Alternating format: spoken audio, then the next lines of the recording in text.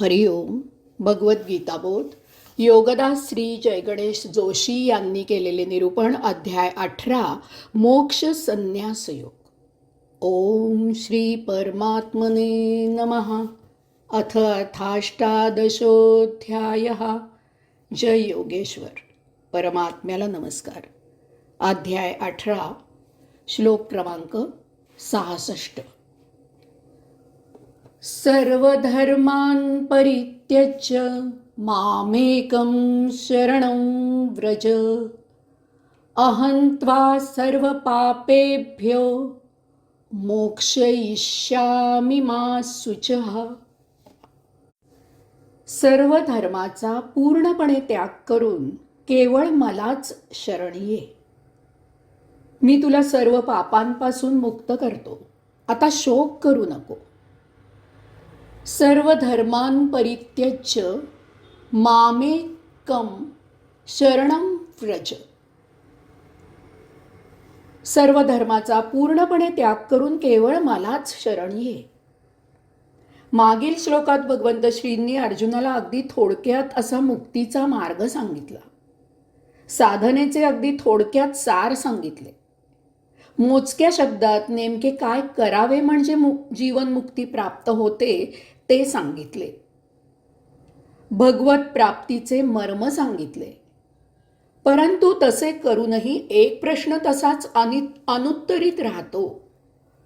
मनपूर्वक भगवंत चरणी भक्त होऊन विनम्रपणे भगवंत चरणी सर्वस्व अर्पण करून सेवेला रुजू झाल्यावर भक्ताने त्याच्या स्वधर्माने प्राप्त अशा स्वकर्माचे काय करायचे, याचे उत्तर भगवंत श्री येथे देत आहेत. ते अर्जुनाला, साधकाला येथे सांगतात की केवळ मलाच शरण येऊन तू तुझे सर्व धर्म सोडून दे. याचा अर्थ कर्मधर्म करू नको असा नसून आता तू तुझे कर्मधर्म मोकळ्या मनाने कर.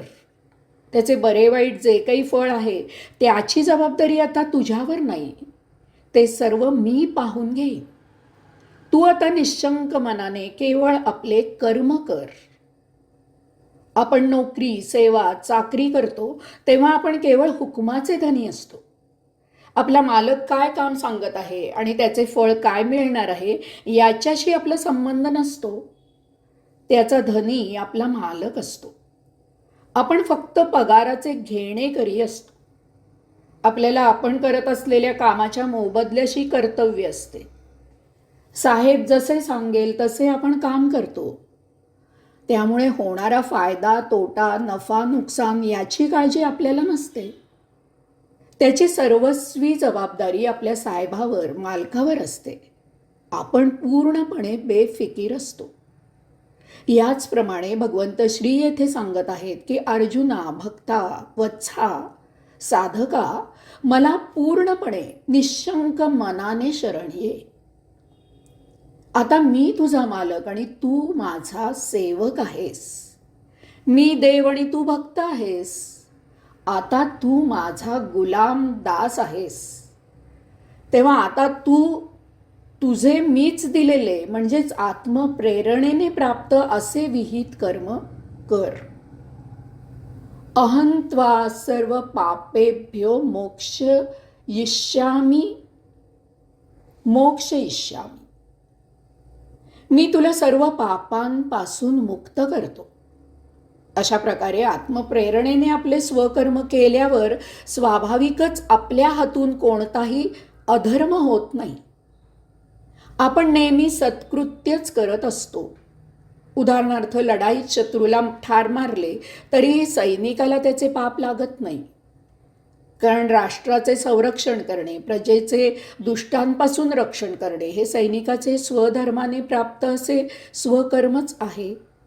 ते त्याने पार पाडले तर त्याला पाप लागण्याचा प्रश्नच येत नाही.